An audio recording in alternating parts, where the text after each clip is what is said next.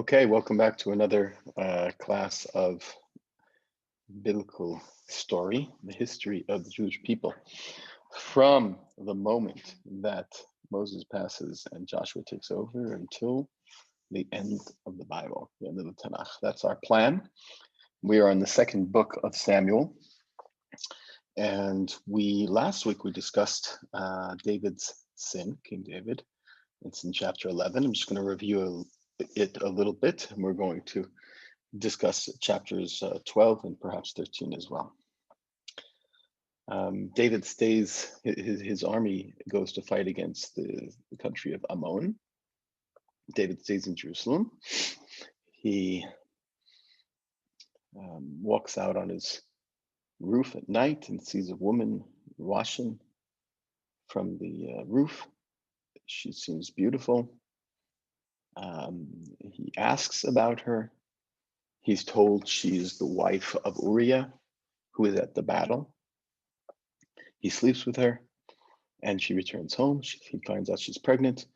He invites Uriah back from the battlefield in order to have him sleep with his wife so that the illegitimate child that they will have will not be so illegitimate because, if the man slept with her, so you don't have any suspicions. Even though David was a redhead, so I'm not sure what Uriah the Hittite was, but if the boy comes out a redhead, it doesn't seem so great. But anyway, Uriah says no. And he says very defiantly, I'm going to stay.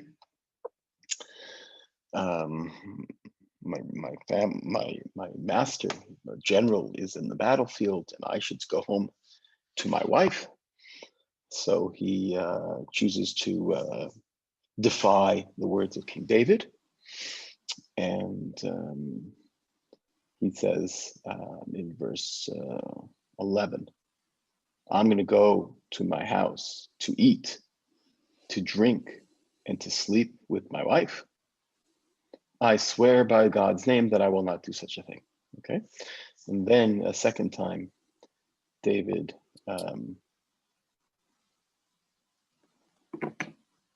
he's chatting with me. That's okay, Eva. A second time, David it tries to coerce, to cajole Uriah to go home to his wife. And once again, in verse 13, it says, he ate in front of him, he drank, and he went to sleep, but he slept at the gates of the palace, and he didn't go home to his wife. David sends home a letter with Uriah. Can you imagine? Uriah is holding an urgent letter from the king to Yoav, and in the letter it says, make sure you bring Uriah to the front lines of the battle and have him die there. That's exactly what happens. Yoav doesn't do it just like sending only Uriah out, but he sends like a unit out, and they got too close to the front lines. They all died. In addition, Uriah died. And this we discussed last week, and this is seemingly the end of the story. That David says, when he finds out the news, he says, yes, listen, kazov v'kazeh tochal cherev. This is what happens in battles. People die. And, he I guess, felt a little good about himself that he managed to evade this terrible public relations disaster where he would have an affair with a woman while he is not in battle, where her husband is in battle. Terrible idea. Luckily, he covers it all up, and it is over. Verse 26, the wife of Uriah, interestingly, it doesn't say Bathsheba, it says the wife of Uriah finds out that Uriah dies and eulogizes her husband. Doesn't say she's crying, but she gives him a eulogy. At the end of her mourning, David collects her and marries her and has a child. And then the Bible gives a final editorial comment This whole thing was evil in the eyes of God.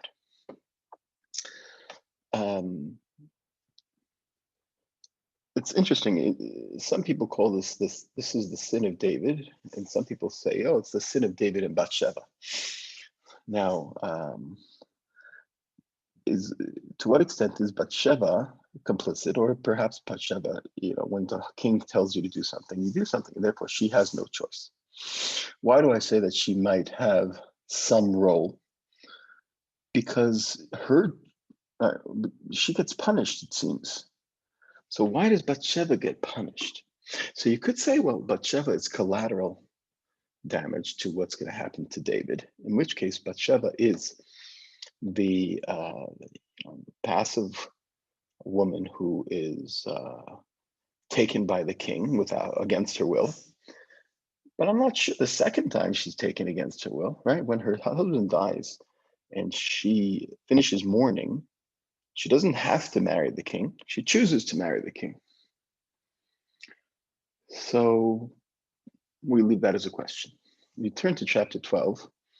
Of course, God never talks to Bathsheba, never addresses her. This whole discussion is against David. How does God appear to David? Through the prophet. Okay, we learn about a new prophet. A prophet, his name is Nathan the prophet, and God sends him to David. And he doesn't say hello. He doesn't ask how he's doing. The prophet simply knocks on the door. David says, well, come in. And he starts with the story. This is the famous parable called the Lamb, the parable of the Lamb. So Nathan, almost in the doorway, says, there are two men in one city, one rich and one poor. The rich man has a lot of cattle. The poor man has only one little lamb, which he bought. Now listen to the language that it uses, okay? He gave it life. Strange verb, vayechayeha. He gave it life. She grew up with him. This is the lamb, okay? Ve'im banav yachtav. She, the lamb, grew up with this man and with the man's sons. From the man's bread, the lamb ate. From the man's cup, the lamb drank. And in the man's bosom, the lamb slept. And it says, and she was like his daughter. This is very strange, this weird personification of this animal, but it's meant to teach us that he really cared about this lamb. And that's what happens in chapter 12 of the second book of Samuel. He's giving him a parable, and in the parable, there's a lamb that the rich person, we don't know the relationship between the rich and the poor. There are two men, one's rich, one's poor. The rich man has a lot of cattle. We know nothing about his relationship with the animals. The poor man has this lamb that it sounds like it's his child, okay? And what does he do with the lamb? He gives it to eat, he gives it to drink, and gives it to sleep. And I made those in bold because we'll remind ourselves a little about these three verbs. Anyway, something happens in verse 7. In verse 4. In verse 4, a traveler came to the rich man. And you have a traveler that comes to your house. You want to be good, gemilas chasadim. You want to, go out like Abraham did and give him food and prepare food for him like a nice host would.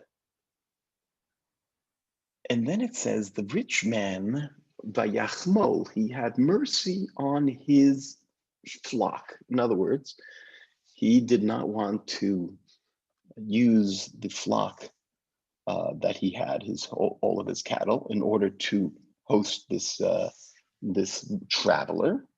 So what does he do? He takes the lamb of the poor man and he slaughters it, makes a dish out of it, and gives it to the traveler. Well, David, upon hearing this parable, this story, is incensed. He gets so angry. Vayicharaf David ba'ishmael. He gets very, very angry. And he turns to Natan and he says to him, by God's name, that man is a dead man. Someone who would do such a thing deserves to be killed. To ask ourselves, why does David get so excited? Obviously, this is a trap, as we're going to see. But what's exciting David about this? Let's find out. Not only does the man have to die, but the lamb has to be paid fourfold. So maybe it doesn't mean that the man has to be put to death, but rather he is worthy of death. Okay, but what he does have to do is pay 4 times. I guess he has to give the poor man 4 times the indiscretion of what he did taking this lamb. Why? Now David says the reason is because this rich man did this thing and because he did not show any pity. So this is interesting because David is listening to this story and he notices that the rich man does have pity, right? He has pity on his own cattle, but he doesn't have pity on the poor man's cattle.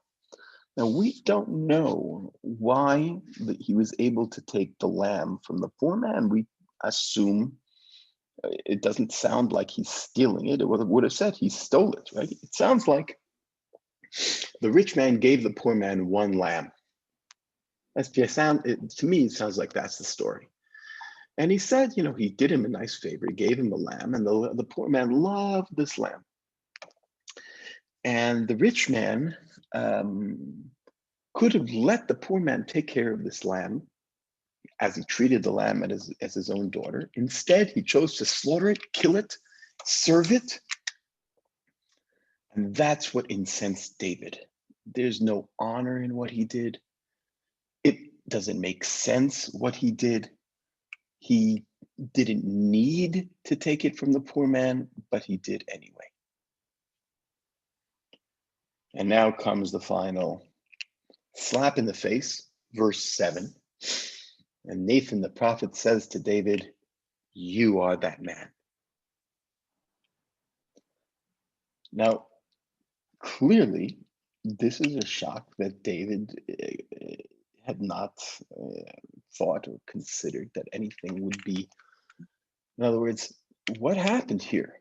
Because David has been asking and speaking to God for the last 15 chapters. We know David. He's a God man. He's constantly connected to God. He must have constantly had a relationship with Natan and Eviatar, asking about God. What does God think about this? What does God think about that?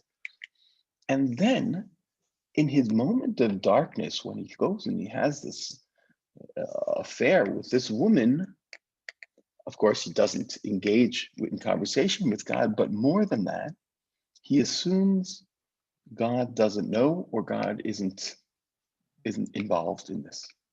Here's the shock. David, I understand that you didn't want to get up and pray the next morning after you had this affair and did these terrible things with Bathsheba and with her husband, but why wouldn't you assume that God is listening? Why wouldn't you assume that God would be angry with your deeds? And I must give the answer that when the Yetzer Hara takes over, the Yetzer Hara takes over. When you are filled with desire, it clouds your judgment. When you have a moment which, of weakness, but then you realize that this can destroy you, so then you get so preoccupied with covering your tracks and dealing with things that even would get it even worse and even worse, right? The initial thing that he did was he just went outside and looked out the window. But then he kept digging it deeper and deeper and deeper until he kind of lost his mind a little bit. And during those moments, God was nowhere to be found. And I think this is one of those things that in Jewish philosophy, they talk about, that the darkness that comes over a person when they are engaged in evil. Now, it's not that people are evil, it's that good people sometimes do evil, and then the evil consumes them. And it's very, very hard to turn back. Okay, and we'll talk about this.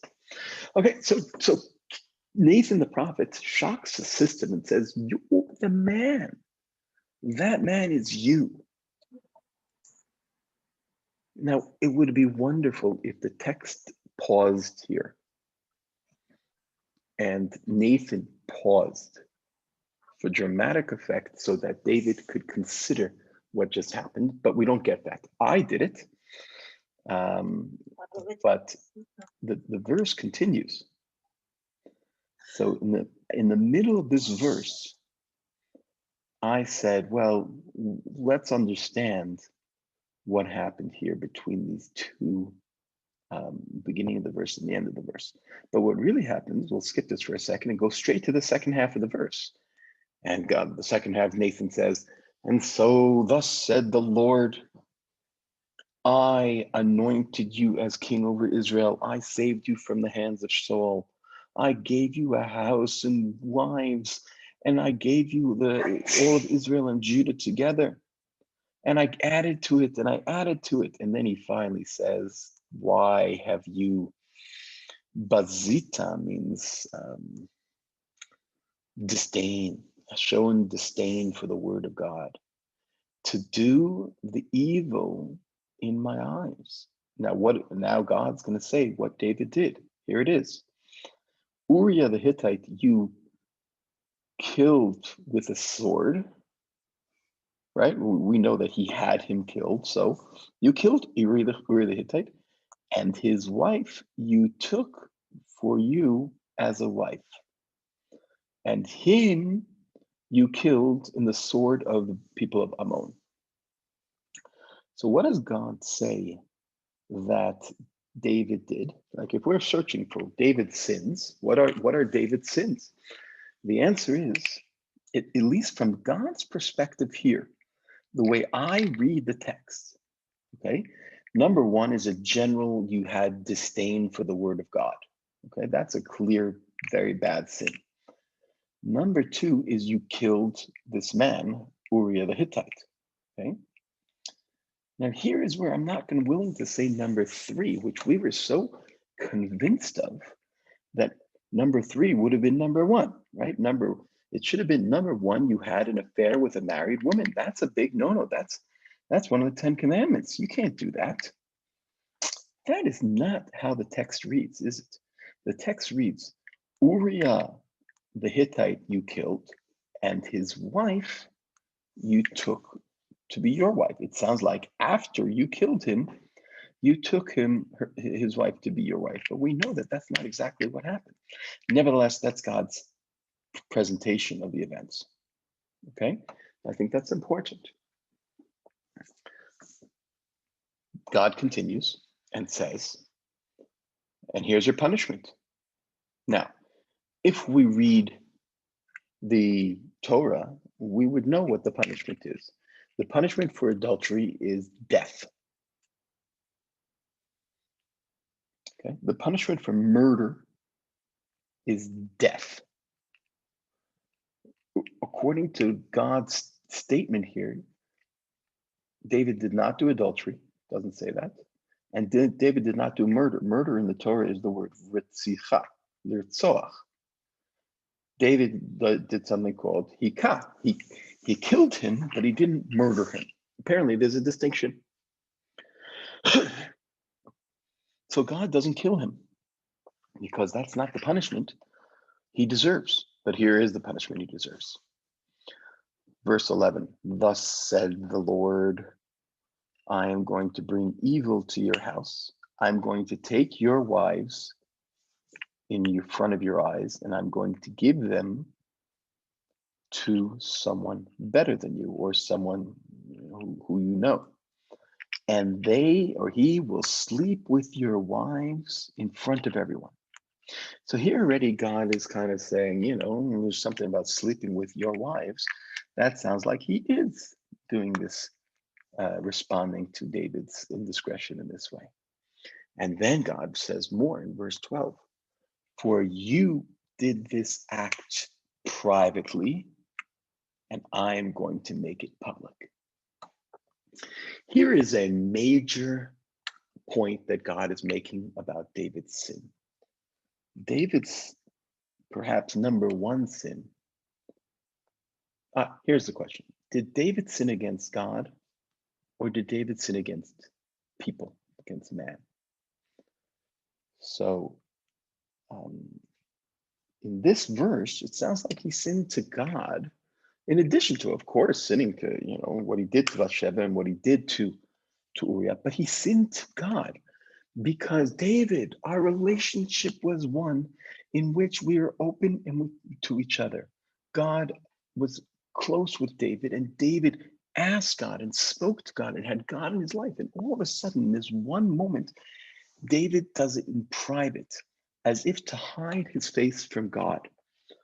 And when you do that as a citizen, you will get punished. When you do that as the king, then your punishment will be not only an act of retribution, but also an act of education. You see, God, when he punishes the king, he punishes so that people will see this is what happens to the Jewish king.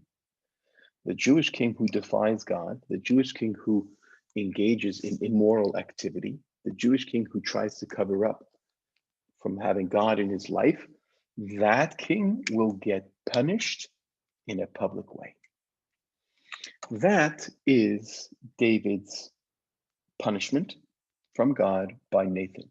Once again, what's fascinating to me is that the first 1, 2, 3, 4, 5, 6 verses didn't have to be part of the story. Do we care about a parable with a lamb? Do we care about there are two people and that and one's rich and one's poor?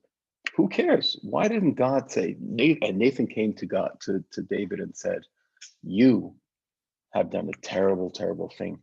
You have done a terrible injustice to the people, and you will be punished severely.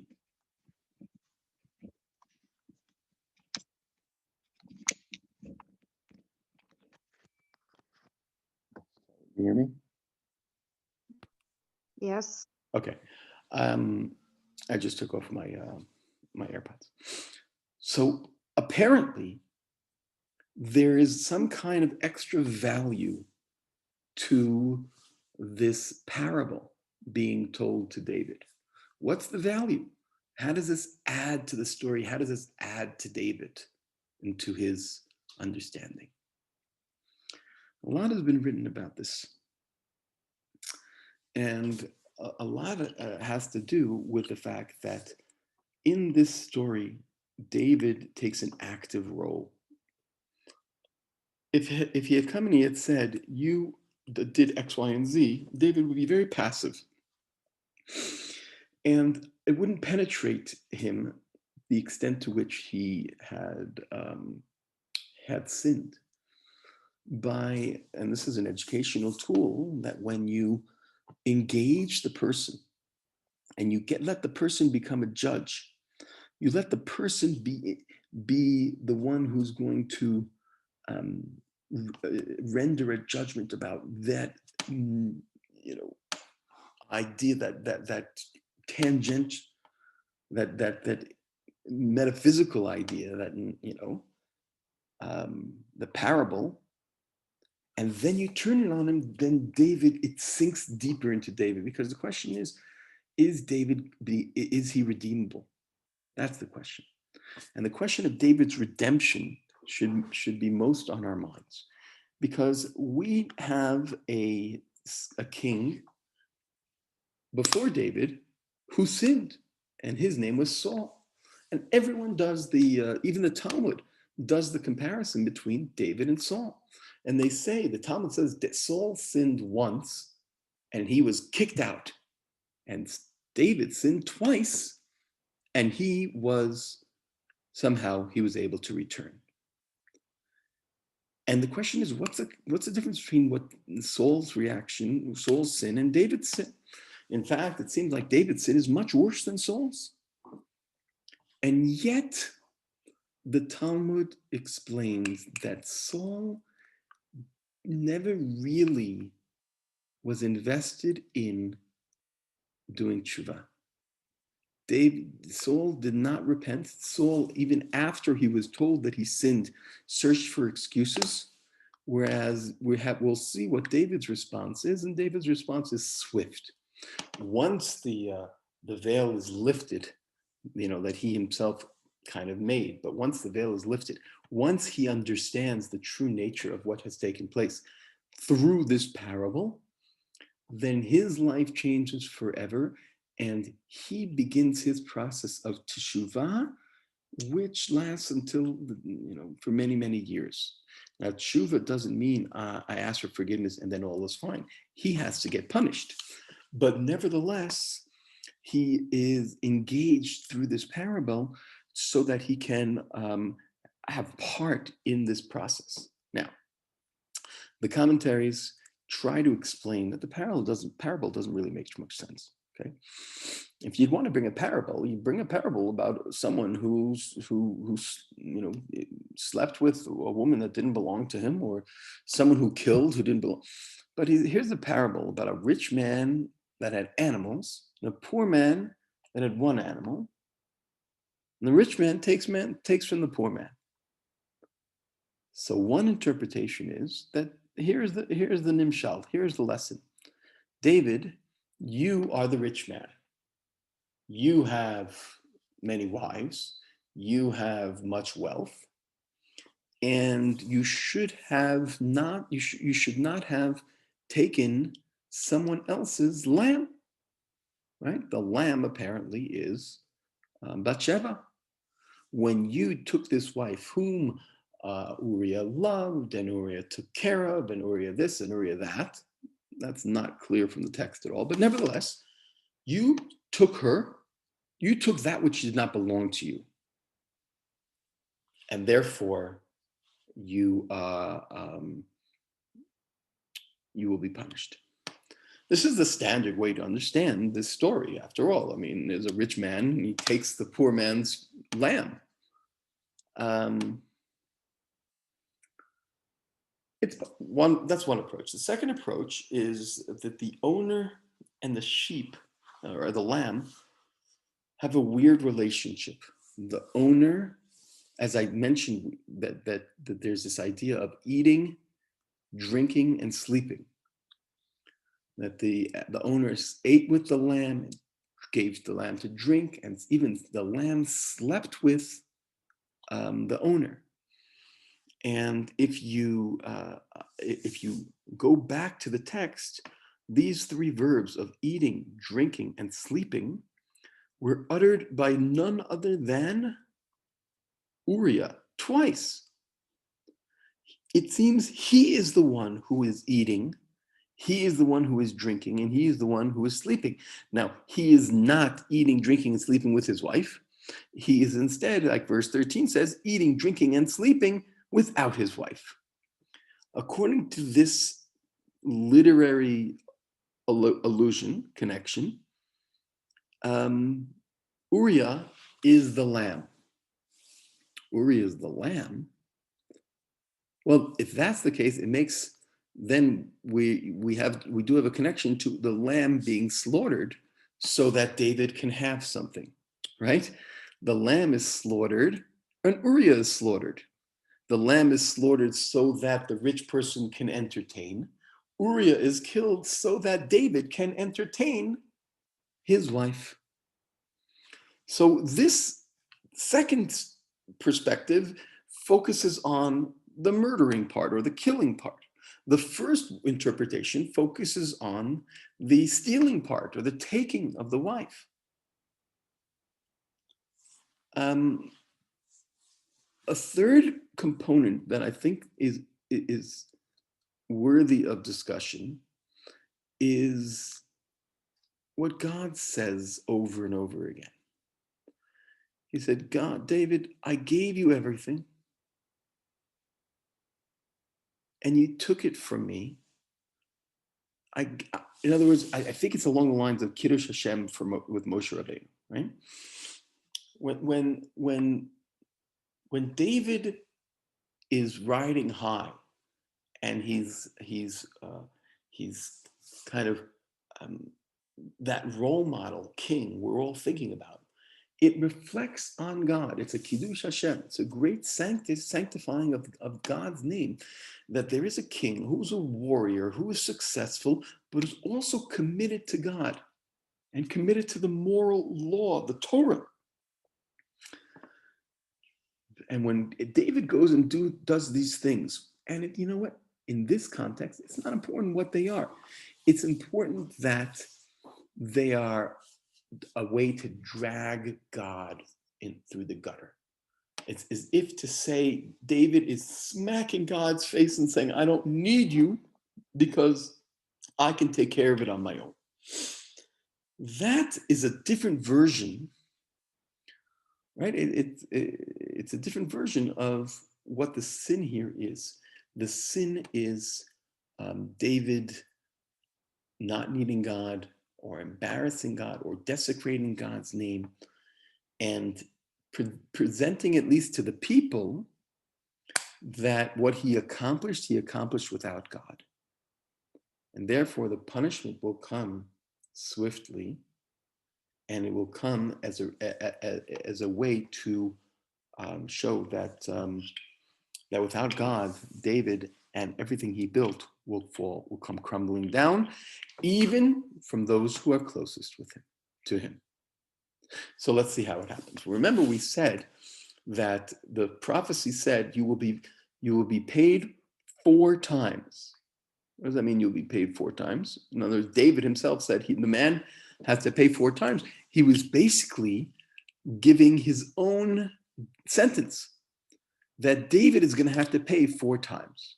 Now, what 4 times does he pay? The Talmud tells us already. The answer is he pays with 4 sons. He pays with 4 sons. 4 of his sons died. According to another interpretation, even 7 of his sons died. So that's just one area of the consequences of his actions that David is going to end up losing 4 children. Remember, the child he tries to cover up. This child who's this union of David and Bathsheba, he tries to cover up, and that's going to be the first child to go. But first, let's get to verse 13. It's a very, very important verse, and this is going to be the saving grace of King David. And this is going to be a message that King David is going to teach us in different contexts about what it means to be a Jew. David's response is, Vayomer David al Natan chatati laHashem. Those are his words. I have sinned to God. Now he could have said chatati, I sinned. Some commentaries are unhappy that he didn't just say I sinned. But other commentaries would say, no, this is even higher, that I sinned to God. Not only, if you take God out of the equation, then David didn't do anything wrong. He was the king. And a king gets to do whatever he wants, right? A king wants to take this woman, he takes a woman. A king wants to take this person into battle, without God, David he did nothing wrong. What he sinned is he sinned to God because God is part of what it means to be a Jewish king. And his sin, therefore, is recognizing that I excluded God just for a moment, and look what I wrought, look what I made. As a result of this, it would seem, because it's the same verse 13, Nathan replied immediately to David and said, God has remitted your sin. You will not die. Now, the question is, why? Is it because you said, I sinned to God, that God is not going to kill you? Or that because of who you are, God isn't going to kill you, but you should know that, you're going to be punished? I don't know. You have to read the text and have your own conclusion. Once again, David says to Nathan, I sinned to God. And Nathan says to David, Gam Hashem he'evir chatatcha. Also, God has remitted, which means like he transferred your, or he what's a good way to say it? He has chosen to skip over the severity of your sin to the point where you won't be killed. So maybe David, by saying those two words, which are simple words, I am wrong, I sinned, I made a mistake, I did it, but that is they're gargantuan, they're major words for a king to do. Nevertheless, verse 14, he says, nevertheless, Ephes, he starts with the word Ephes, which is a bad word, it means zero, which means like, even though you're not going to die, but wait, you have spurned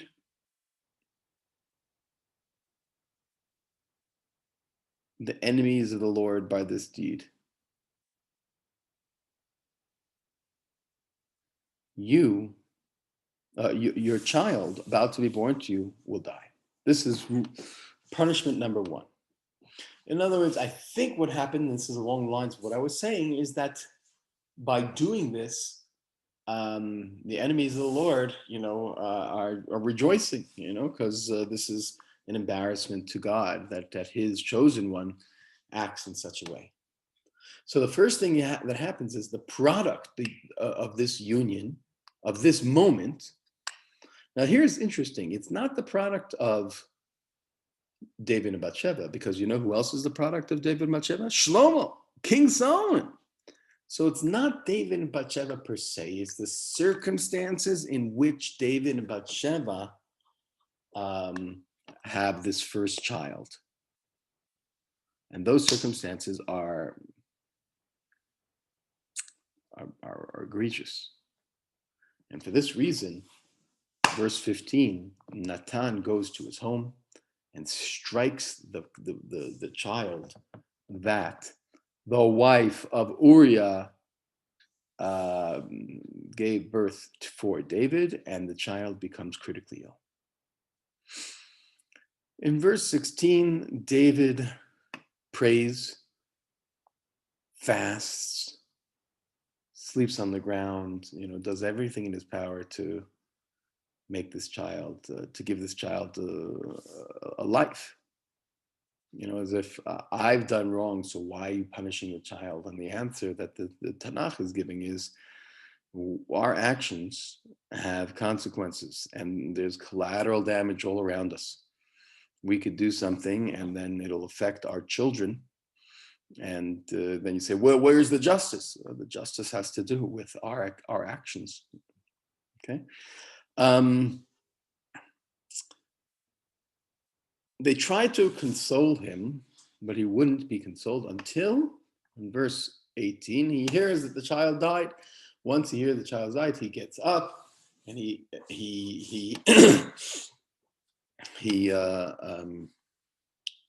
washes himself in verse 20. He puts on his kingly garments. And he even eats his bread. And this confused the ministers, who thought that it should be the opposite, that you should, while the kid is alive, you should be a king. Once the kid dies, you should mourn. But David says in verse 22, while the child was alive, I cried. Maybe God would grant grace. But once the child is dead, now I have to go and return to my life. And David is comforted by Bathsheba, his wife. Or he consoles his wife who lost her, right? He consoles her who lost a son. And this is what I mentioned earlier in the class. Why she loses son? It's not, it's not fair. But this idea of fair and not fair, it's a complicated world. And if you engage even unwillingly in David, then you have to bear the plight of God's wrath on him, and that's going to include your child too. He sleeps with her, now as his wife. He has another son. She has another son a year later, right? And they named the son Shlomo, and God loves him. In verse 25, Natan Navi calls him Yedidia. It's just another way of saying Shlomo, right? Yedidia, or God loves him. Yedid, is a friend, beloved by God. So here's just interesting, we have to say that this is what the Talmud says. If David committed adultery, straight out adultery with Bathsheba, like a typical way, there's a Jewish law, very straightforward. If you commit adultery with a woman, you are not allowed to marry her, and any child that you have is a mamzer. So if you follow Jewish law, you can't say that David simply had an adulterous affair with Bathsheba because the next child is loved by God. That makes no sense. Which leads us to the discussion that we had, that it must have been that they weren't exactly married when David took her. And that's how God presented himself when he says, you killed him and then you took her as a wife. But we're not going to get into that again. The story continues in chapter 26, reminding ourselves that Yoav is still at the battlefield a year later, or during this time. But at some point, Yoav succeeds so well that he turns to, he sends messengers to David that we've already reached the city of water. Now, where that is, I can't say, how far east it was. But he says, gather the rest of the people and we will go and conquer it. And so David does in verse 29. And it's as if that the things have returned to normal. In verse 29, he goes to Rabbah. He conquers. He takes control of the whole country. He takes the crown. He wears it on his head. This is the glory of David, like we remember. And he makes the other people in servitude, and everything is all fine and dandy. And David returns with the whole nation to Jerusalem. In other words, the end of chapter 12, we almost forget about David's sordid sin and punishment and what happened. Okay, I was punished by God because I had this child, and this child died, but then I had another child and everything was fine. Well, that's not exactly the case, because the dangers and the horrors are only just beginning. In chapter 13, David has a lot of sons and daughters. So Absalom is David's son. He has a sister, beautiful sister named Tamar. And another son from another wife, his name is Amnon. And so Absalom and Amnon are half brothers, same David father, but different mothers. And Absalom's sister is Tamar, and Amnon's half sister is Tamar. Well, Amnon is lovesick for his sister because she's a virgin, I didn't understand that. Maybe she's so young and so pure and so innocent. He loves her so much. He wants her so much. And he's so upset that he can't do anything because, after all, she's a sister. So Amnon speaks to his friend in verse 3 named Yonadav. Yonadav was very wise. And he says to him, why are you, sitting there every day and pining over this daughter, this sister, this Tamar? Yonatan says, Amnon says, oh, I can't stop thinking about Tamar. So Yonadav says, okay, here's what you should do. Feign sickness, act like you're ill.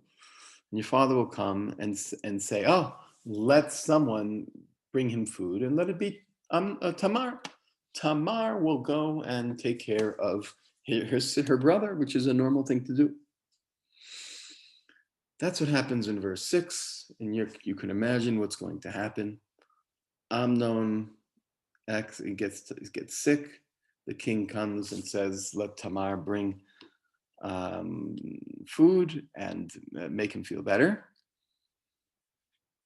And Tamar does that, and he's lying down, and she makes the food, and she makes levivot, nice latkes, and she gives it to him to eat. In verse 9, Vayemayin lechol, he doesn't want to eat, and then he sends all of the stewards out of the room. And Amnon says to Tamar, bring me the food to the inside and feed me. She takes the cakes, she brings them inside, and then he grabs her and he says, Boi shichvi imi achoti. Come sleep with me, my sister. What a frightening thing to read. David's son forcing himself on David's daughter. And she says to him, no, please don't torture me, for this is not done in the house of Israel. Don't make this vile thing, this nivala. And she says, if this happens, then I'm going to be shamed, and I will be like one of the shamed women. Please don't allow this to happen. Verse 14, he didn't listen to her. He forced her. He overpowered her. He raped her, and he slept with her. And then in verse 15, this is maybe part of the psychology of rape, is that after he did it, he hated her, a hatred so great, it was greater than the love or the desire that he had before he did this action. So, it was a lust, and it wasn't, a like or a love. And the lust caused him to unleash his violence, and the violence ruins this girl's life. And as soon as he does it, he's sick of her, and he says, "Get out of my sight." Now, there's a law in the Bible that once you rape a girl, you're not allowed to send her away, because sending her away basically means no one's going to want her, no one's going to touch her, she's going to be on her own. At the very least, you can stay with her and say, this happened. And this is what Tamar says. She says, please don't send me away. Sends her away anyway and slams the door.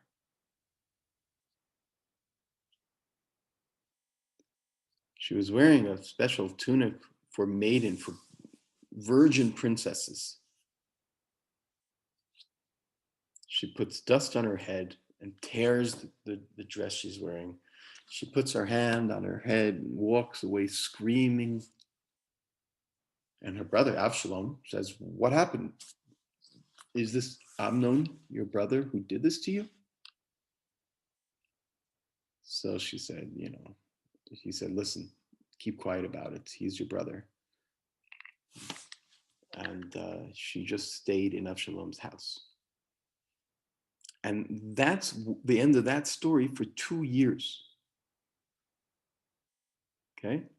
However, in verse 21, the King David hears about it and he's greatly upset. What is he going to do now? You know, his daughter is raped by his son. How do you choose? What do you do? And how do you punish him? Meanwhile, Absalom doesn't speak to his brother Amnon. He hates Amnon. 2 years later, when Absalom was taking his flocks to be sheared,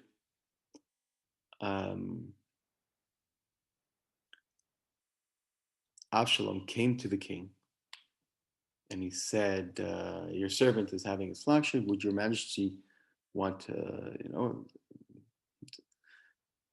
him to come? And the king answered Absalom, no, my son, we must not all come. We'll be a burden to you. Absalom said, in that case, let my brother Amnon come with us. In other words, it was a ruse to get Amnon to come out to the place where Absalom was. And on the way, Absalom tells his attendants, when Absalom is merry with wine, I'll tell you to strike down Amnon. Don't be afraid. I'm giving you the order. This is time to take care of business. And this is exactly what happened. Of course, Absalom ends up killing Amnon to defend the honor of Tamar, whom he raped, which means Tamar is destroyed. Amnon is destroyed. These are 3 out of the 4 children that belong to David.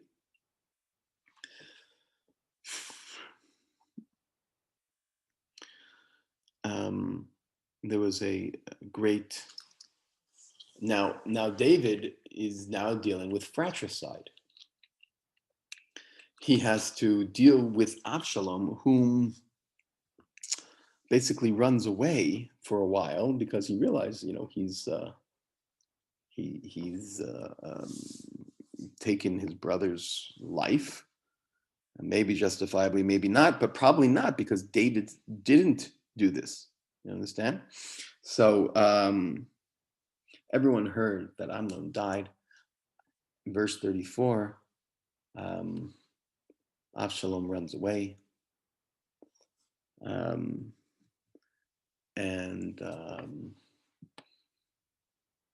Everyone, the king is crying, and Absalom goes forth and stays 3 years away. And David stopped his relationship with Absalom because he was in the end, David wanted to return Absalom to him for the events that took place. Now, the next chapter it just gets worse. In other words, what we started with, like chapter 10, which was the highlight of David's life as king, he unified the people, he conquered Jerusalem, he went with God. Everything was, he was at the pinnacle. If now because of his actions, it's going worse and worse. He's getting lower and lower. He's falling into an abyss. And it starts with his child who dies at birth. And then with Tamar, who is basically just a shell of a person. And Amnon is killed by Absalom. And the saga of David and Absalom is going to preoccupy us for the next several chapters, not to mention some others who are going to vie for power. And we'll see what happens to King David in the interim. Okay, this is the end of our class today. And I hope you enjoyed it. And we will meet, God willing, next week for another class. Okay. Thank you. Thank you. All the best. Thank you very much. Parsha. What a horrible story. Terrible story. Terrible story. But this is part of the Bible. Good night. Goodbye. Thanks. Good night. Bye.